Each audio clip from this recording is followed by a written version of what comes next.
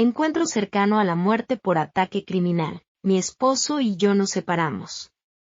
Estaba escondida con 2 niños pequeños. Uno tenía 16 meses. Una mañana, tuve un encuentro particularmente malo con mi esposo después de una mañana de abogados.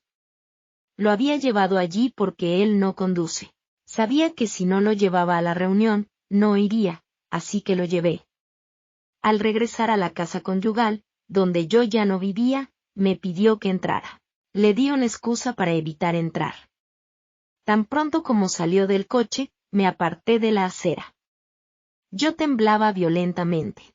Conduje directamente a la casa de mi amiga, donde mi hijo me estaba esperando. Había pasado la hora del almuerzo y quería llevarlo a casa para su siesta. Mi amiga me pidió que me quedara. Ella tenía un mal presentimiento. Ahora sé que ella actuó guiada por el Espíritu Santo, pero yo todavía no entendía esas cosas. Ella pudo ver que estaba agitada y me suplicó que no me fuera. Pero necesitaba ordenar mis pensamientos. Así que le prometí que tan pronto como mi hijo despertara de su siesta, regresaría. De mala gana me dejó ir. El viaje de su casa a la mía estaba a solo unos minutos de distancia. Cuando llegué a casa, mi hijo estaba dormido en su asiento de seguridad. Tenía una rutina cuando él dormía. Lo sacaba del auto, lo cargaba sobre mi hombro a la casa, abría la puerta principal y lo llevaba directamente a su cama. Luego bajaba las escaleras inmediatamente y abría el garaje. Luego, conducía el coche hasta el garaje y cerraba la puerta. El coche estaría oculto y la puerta con llave detrás de mí. Todo lo que quedaba por hacer era cerrar la puerta de la casa. Todo esto no tomaba más de 4 minutos. Mientras metía a mi hijo en su catre, pensé en lo tranquilo que estaba. Un pequeño consuelo en medio del caos. Estaba bajando las escaleras cuando escuché que alguien entraba al pasillo por la puerta principal. Pensé que debía ser uno de mis vecinos quien podría haberme visto llegar a casa. Probablemente en busca de una taza de té y charlar. Doblé la esquina al pie de las escaleras y me encontré cara a cara con mi futuro exmarido. ¿Cómo había encontrado mi casa? Pensé que estaba escondida. ¿Cómo me había encontrado? ¿Cómo había llegado hasta aquí? El pánico se apoderó de mí. No había estado a la vista cuando entré en mi camino de entrada y no había ningún lugar donde esconderse afuera. Era una calle de casas adosadas sin espacios entre ellas.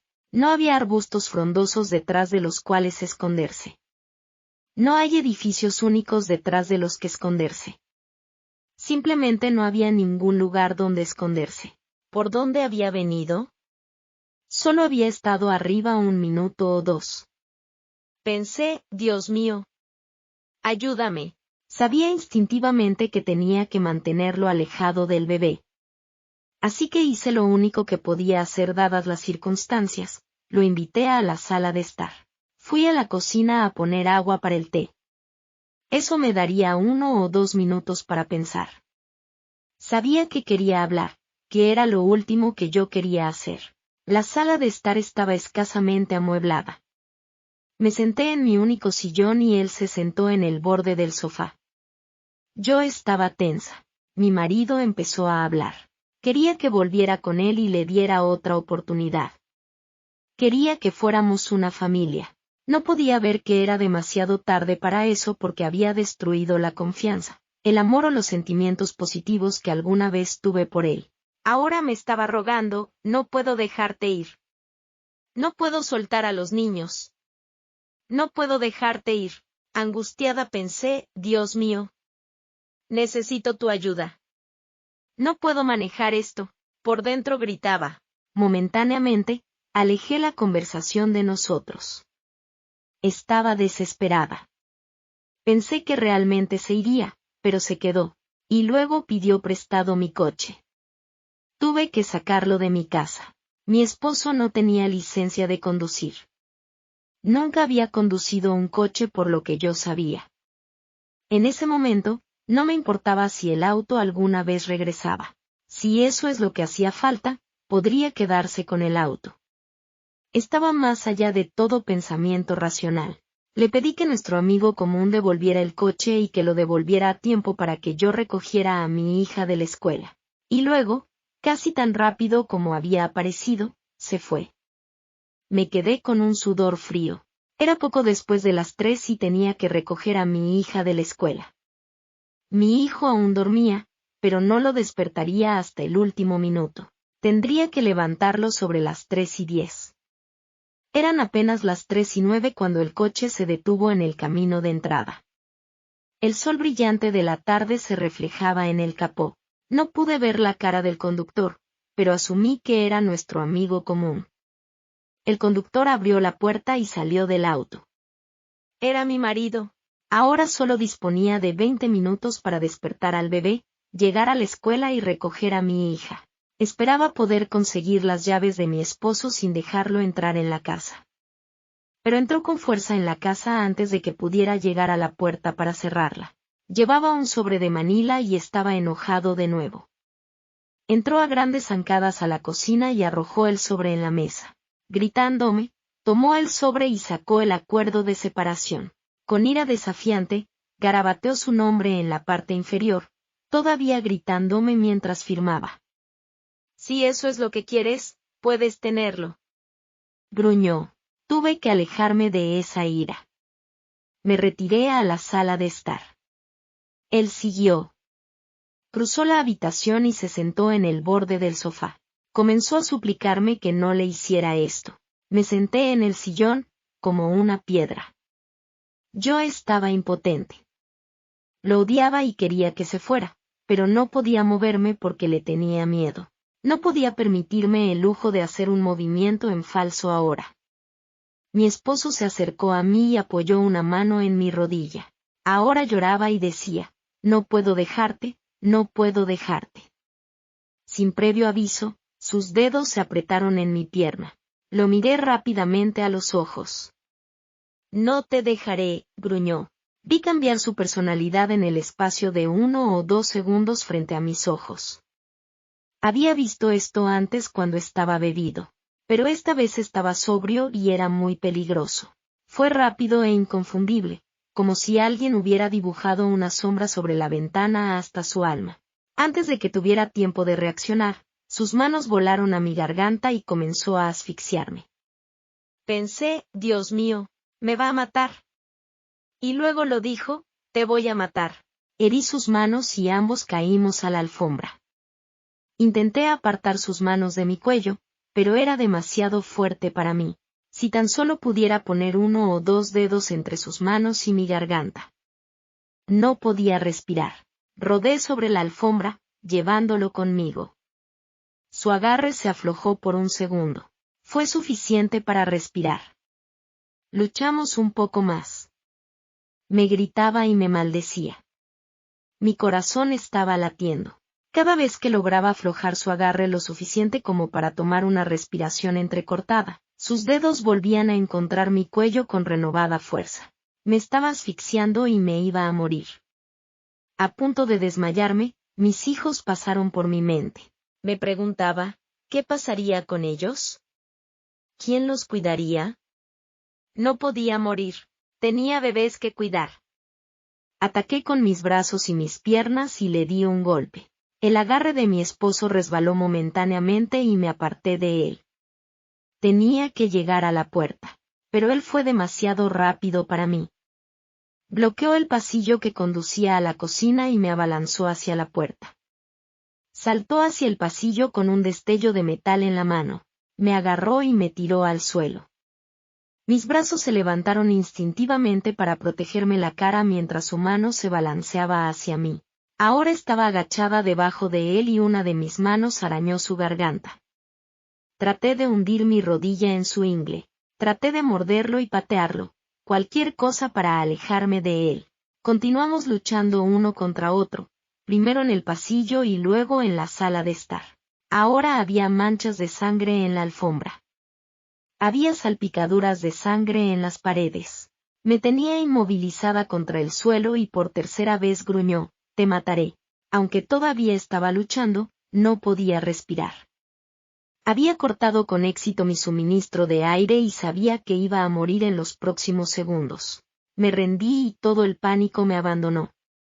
Mientras me deslizaba hacia la oscuridad, dije en mi mente, estoy lista para morir, Señor. Una luz pura y brillante me envolvió y ya no tenía cuerpo físico. Pero, ¿todavía existía? No tenía ojos para ver, pero miraba todo lo que me rodeaba. Estaba en el centro de una vasta nada, pero la nada no estaba vacía. Estaba completamente llena de la presencia de Dios vivo. No hay palabras en inglés para describir dónde estaba.